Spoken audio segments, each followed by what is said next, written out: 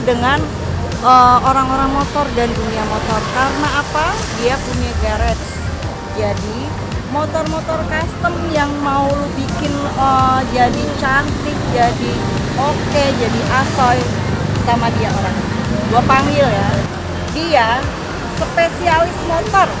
Motor lu mau dibikin cantik, lu hubungin dia deh. Nanti gue kasih linknya deh. Dan untuk alamat garage-nya nanti gue kasih deh ke lu semua yang pengen motornya pokoknya jadi unik, jadi cantik. Dokternya nih ya. Dokter motor? Iya. Tapi kalau cantik berarti motor perempuan tuh, bukan motor laki-laki. Motornya dicat pink, ada bandana, ada ini yang kita bikin cantik. Yang basis kita bikin keren ya nggak? Jadi tapi keren, tapi gimana caranya fungsi. Jadi kebanyakan orang di modifikasi motor nih agak ngilangin fungsi yang bahaya ini, karena satu, motor itu kan dikendarai ya, bukan digendong pakai apa storing atau apa gitu. Iya. Jadi makanya bikin motor tuh harus benar-benar dikonsepin benar-benar. Jangan sampai lo keluar duit yang gue bilang sia-sia gitu, karena nggak ada modif motor tuh murah. Bener, ya panjang urusan itu Iya. kan. Ngumpulinnya bisa berapa tahun ya kalau lu mau bener-bener cakep sih. Selama di dunia membangun motor ini udah berapa lama Om? Membangun garage ini? Oke, gue jadi sebenarnya nama bengkelnya adalah Cemong Modified, ya kan? Cemong Modified itu berdiri dari sekitar tahun 2000-an lah. Itu zaman-zamannya bikers yang pada nongkrong di Parkit dulu, Parkit Timur. Makanya kemarin kita ada ngumpul namanya Bikers Nostalgia Bikers tahun 90-an sampai 2000-an. Nah, itu emang dulu kita ngerasain nongkrong di Parkit seperti apa ramenya gitu. Tahu Parkit nggak Tante? Tahu lah. Oh, tahu ya. Zaman kuliah gue nongkrong di Tua juga sana. di kamera. Cuman gini, zaman dulu gue mainnya mobil guys. Masih tahu. Zaman kuliah. Parkir Timur tuh. Sekarang kayaknya udah Ya nggak boleh, sekarang susah ya. Sekarang hampir semuanya Senayan udah di blok ya. Jadi bagus sih sekarang, lebih tertata sebenarnya. Cuma makanya bikers banyak yang sekarang ya nggak seperti dulu. Kalau dulu kan kayak riuh tuh kumpul di satu tempat di parkir kan. Dulu ada klub KCDJ, ada KNC, ada NCJ, ada NMC, itu banyak banget. Dulu kan gue emang basicnya di klub motorsport sih kebanyakan. dulu. Iya awalnya. Jadi anak motor-motor 150 sport dulu pertama tuh.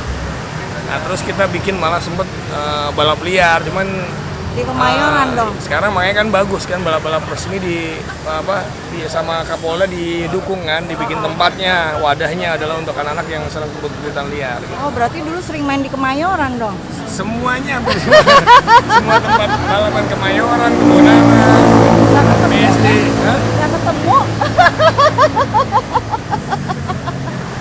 Kenapa sih lebih suka mendalami usaha?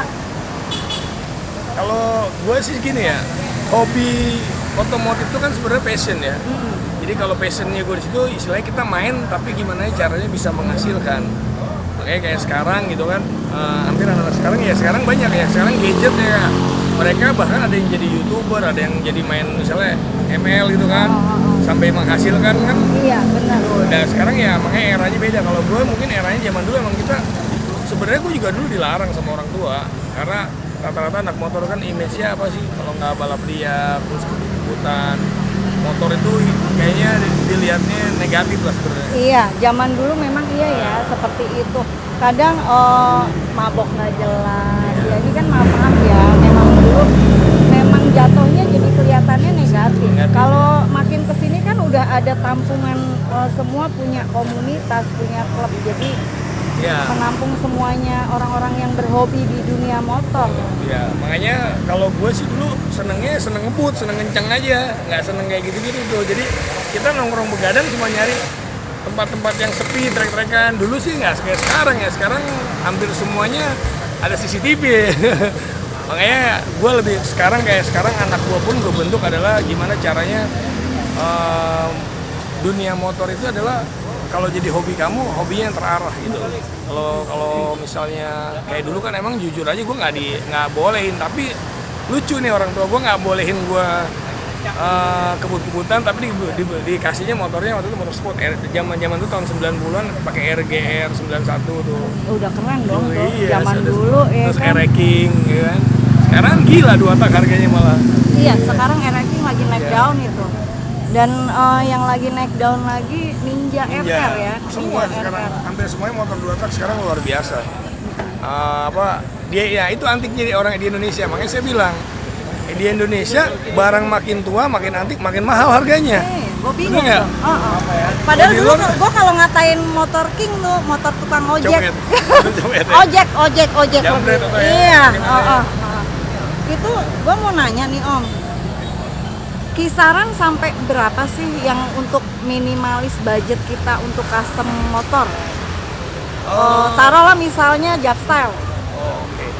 Sebenarnya sih yang gue bilang tadi kalau modifikasi itu nggak bisa ini untuk dengan pasti ya, karena kadang-kadang misalnya selera gua atau selera customer atau beberapa customer beda-beda. Ada di barang dia nilainya. Kadang-kadang ya mau yang budget dari 10, 15, 30 ada tinggal mau konsepnya seperti apa gitu. Kadang-kadang kalau konsepnya udah misalnya emang dari rem dirubah, chassis dirubah atau kaki-kaki lah, itu paling mahal di kaki-kaki biasanya. Kaki-kaki itu kayak pelek, swing arm, shock ya kan, ban itu kan pilihan, makanya pilihan selera dari customer sendiri.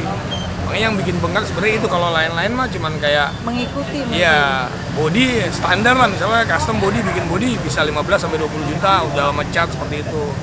Berarti mungkin kisaran nih kalau penonton nih kalian guys ingin bikin motor custom udah kebayang kan, lu harus menyiapkan uang berapa tuh udah kebayang kan.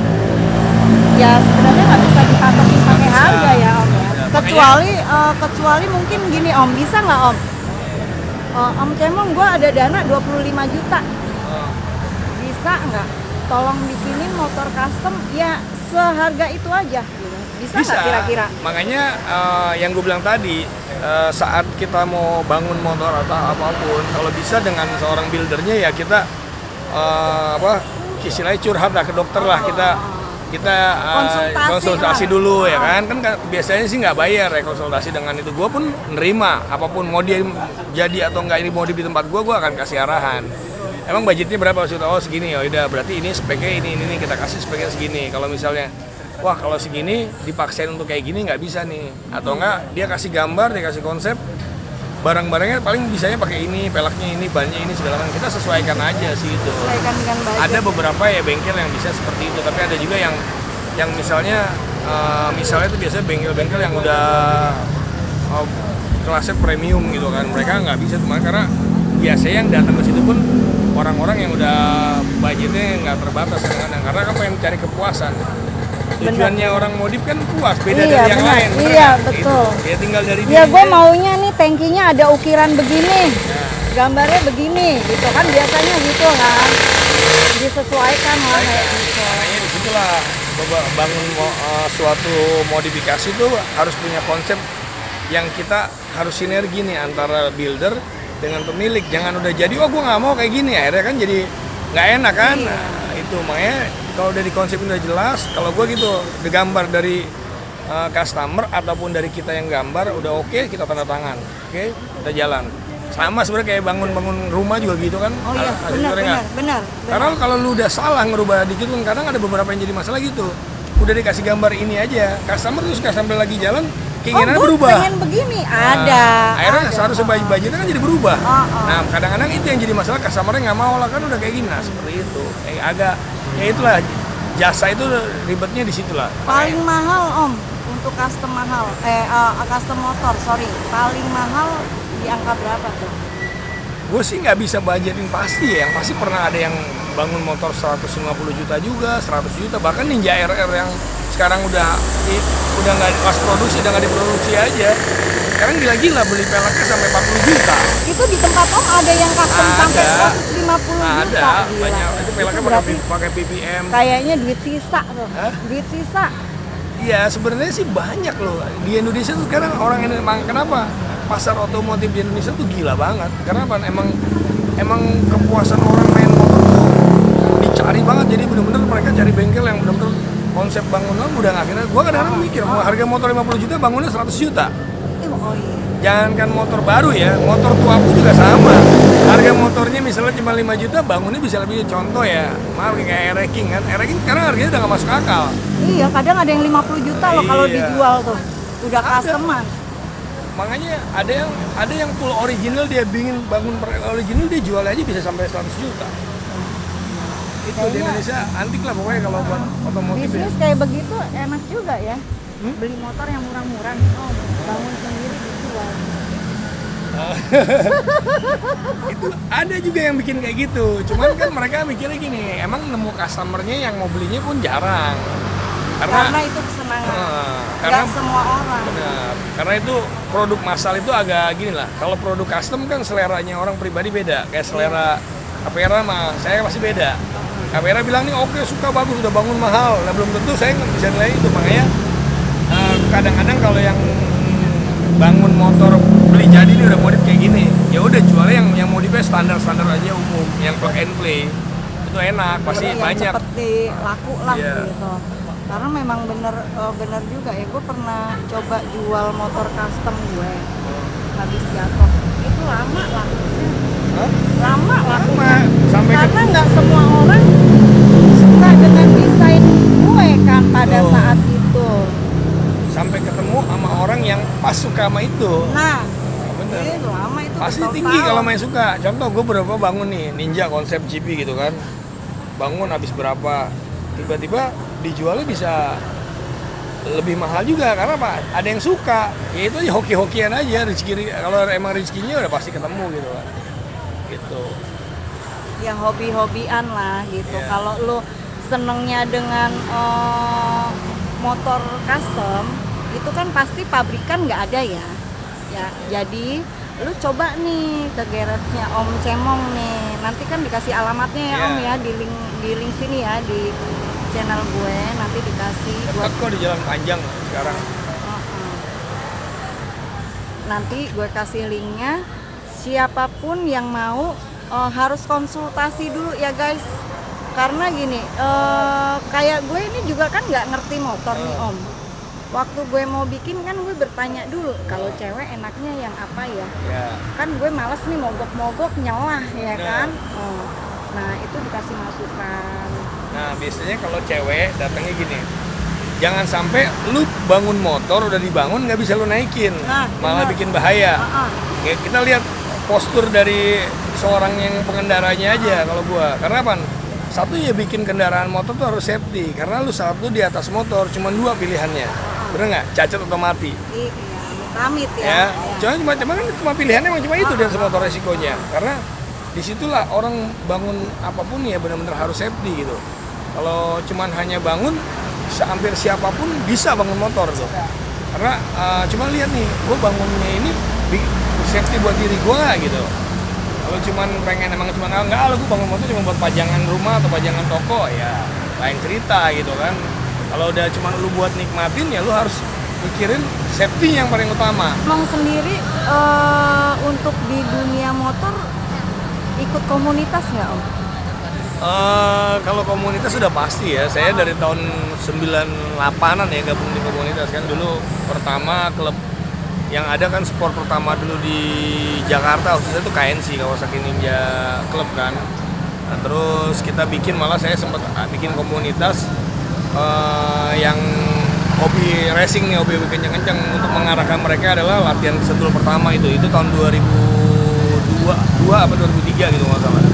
Nah disitulah mulai emang zaman itu di tahun itu hanya ada 3 atau 4 klub besar di Jakarta khususnya, KNC, NMC, NCJ, sama nggak lama baru ada NRC Jakarta, segala macam itu klub sport yang saya tahu. Tapi kalau Tiger mungkin banyak ya, dari tahun 95 udah ada, NMC malah 95 kalau salah itu, NSR Motorcycle Club. Karena kan pas zaman saya masih SMA itu pakai NSR itu keluar. Soalnya kalau emang nggak ikut komunitas lucu ya, kita bangun motor tapi nggak ikut dunia motornya ya kan? Kayaknya kurang laku nih. Benar juga. Enggak, sebenarnya sih di dunia klub motor kalau saya lebih kepada silaturahimnya ya. Jadi kayak kalau nggak anak motor, biker nggak ada kenal dengan bikers lain, nggak berteman, kayak nggak bersilaturahim, kayak nggak menjiwai banget gitu. Kalau saya pribadi emang dari dulu masih senang bergaul, senang berteman gitu kan. Makanya ya sekarang gabung di satu wadah klub ninja terbesar juga di Indonesia, itu KNI, Kawasaki Ninja Indonesia. Dan sempat sekretariatnya di kantor di bengkel saya yang lama dulu di Jalan Asirot. Buka aja KNI Dr. Dede, masih alamatnya alamat bengkel saya itu Cemong Modified. Berarti guys, untuk nextnya mungkin kita bisa ya Ji berkunjung ke garage-nya Om Cemong ya untuk lebih lanjutnya ya Ji ya. Oke, berarti sekian dulu nih perbincangan gue sama Om Cemong. Makasih banyak ya Om yang udah ngeluangin waktu. Mantap pokoknya kita. Udah support juga nih gue nih ya kan sebagai pemula nih ya kan. Buat lu semua di sana jangan lupa subscribe and like, lonceng jangan lupa dibunyiin. Lu kalau lonceng nggak dibunyiin ntar nggak tahu video terbaru gue yang lebih heboh lagi ya kan. Oke, see you again.